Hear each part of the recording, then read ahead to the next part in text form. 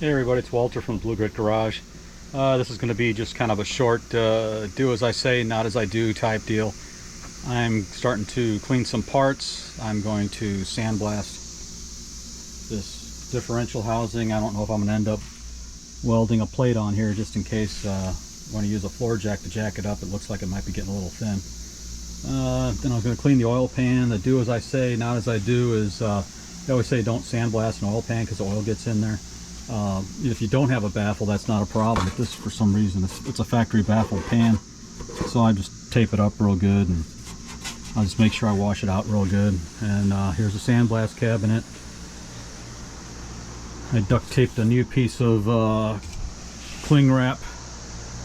What it does is, you know, you have the plexiglass right here, and if you don't have the cling wrap underneath, you know, you're going to get halfway through a job, you're going to have to replace the plexiglass, and it's a lot cheaper for that I guess I should have cleaned the dust off a little bit, but it's a lot cheaper just to keep changing the saran wrap than to keep changing plexiglass. I think that plexiglass is as old as the sandblast cabinet. So got the double seal here, the door seal, the foam seal.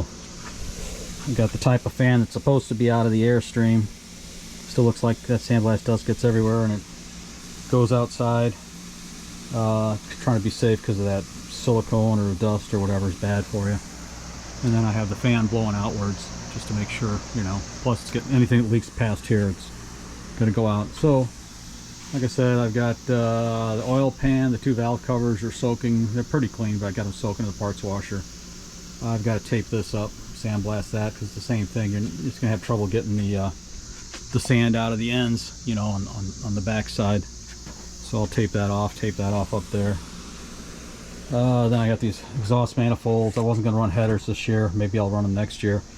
I'm wondering if the engine even fits in the car. So these at least kind of stay close to the block, and maybe if I take the engine and I just kind of drop it in a few times, it'll force its way in the shock towers. And like I said, do as I say, not as I do. And not as I do is dropping the engine in and make it a force fit. So, and there's the engine again, and just going to hold the ridges out.